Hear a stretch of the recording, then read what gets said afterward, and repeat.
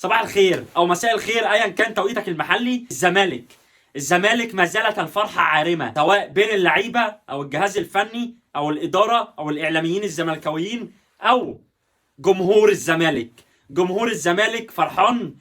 ده مش افوره. طبيعي لما فريقك اللي بتشجعه يفوز لازم تبقى فرحان، خصوصا بعد نتائج سلبيه كتيره، بعد اخفاقات لازم تبقى فرحان.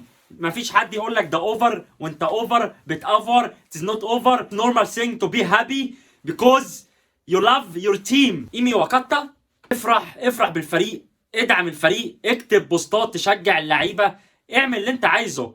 في الاخفاقات بنهاجم اللعيبه، في الفوز نشجع اللعيبه. هي دي كرة القدم، هي دي هم دول المشجعين، هو دول هو الجمهور كده. تعمل نتائج سلبيه اطلع هاجمك، يا عم العب عدل، يا عم مش عارف ايه. تعمل نتائج ايجابيه هسقف لك، انت كنت رجوله، انت كنت مش عارف. ما انت لازم اشجعك، لو ما شجعتكش يبقى انت بتلعب في نادي من غير جمهور بقى. فالفرحه موجوده مع الجماهير، وفي انشكاح كده، وفي بوزيتيف فيلينج. في ناس ممكن تقلل من الفرحه، ما تشغلش دماغك، انت فرحان يعني.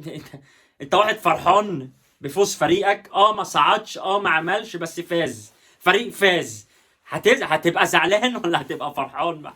حاجه برضو ايه بالعقل يعني. طبعا في تجهيزات لمباراه انبي، كل التوفيق لنادي الزمالك ان شاء الله في مباراه انبي فريق على طول بيبقى رخم مع الزمالك، رخم من الشتيمه، رخم في الكوره، فريق تقيل.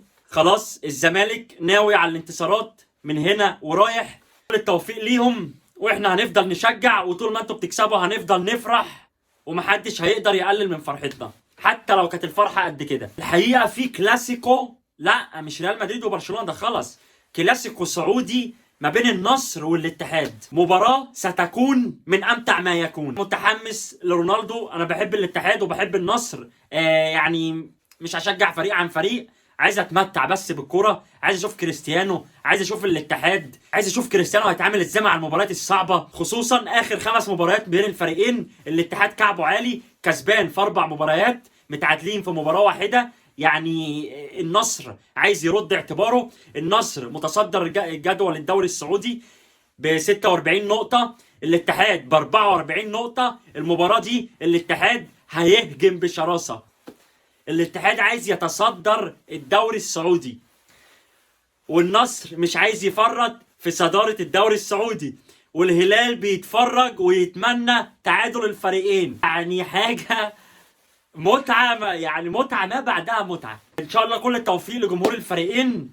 اهم حاجة نتمتع. كرة القدم متعة، كرة القدم ربنا خلقها وربنا ألهم الإنسان بيها عشان نستمتع بيها من ضغوط الحياة وضغوط الدنيا. اللهم لك الحمد ولك الشكر كما ينبغي لجلال وجهك وعظيم سلطانك. دوري أبطال أوروبا، البايرن كالعادة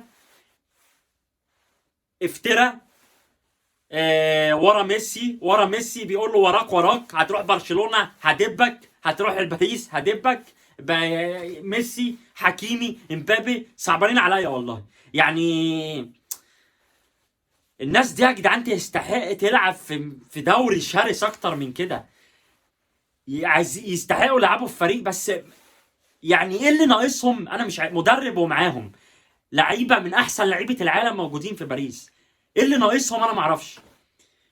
حاجه غريبه والله، يعني بجد حاجه غريبه. الميلان والله زمان وبعوده. الميلان اي سي ميلان يعني بعد 10 سنين اخيرا وصلت لدور الثمانية في دوري ابطال اوروبا. ياه، ده من ايام امتى؟ من ايام سيدورف؟ من ايام سيدورف لما كان بيلعب، ولا من ايام مين؟ من ايام شيفتشينكو، ولا والله الواحد نسى والله. فالميلان يعني فوز بشق الانفس 1-0 بالعافيه. 1-0 بالعافيه في الماتشين. بس الف مبروك للميناليستا، لاي حد ميلانو ايطاليانو. يعني الف مبروك لجمهور نادي اي سي ميلان.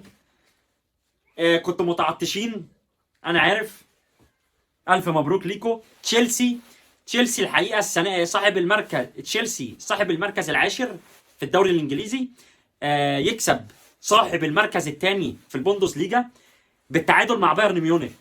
يعني هما الاثنين متعادلين في النقط مع بعض، بس فرق اهداف، فرق مش عارف اهداف مستقبله. جول اجينست، جول فور، حاجات كده. بس هما الاثنين يعني ماتشات زي بعض، بوينتس زي بعض. بنفيكا طبعا اخدت كلوب بروج، اخدتهم ودتهم بلجيكا وجابتهم البرتغال، اديتهم سباعيه في الماتشين. يعني الناس ايه برضو ما فتحوش بقهم وروحوا ناموا واستغطوا واتعشوا.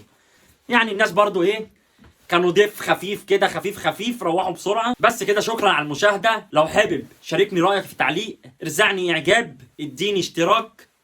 لو مش حابب براحتك، اهم حاجه تكون سعيد. الله يسعدكم. بس كده، السلام عليكم.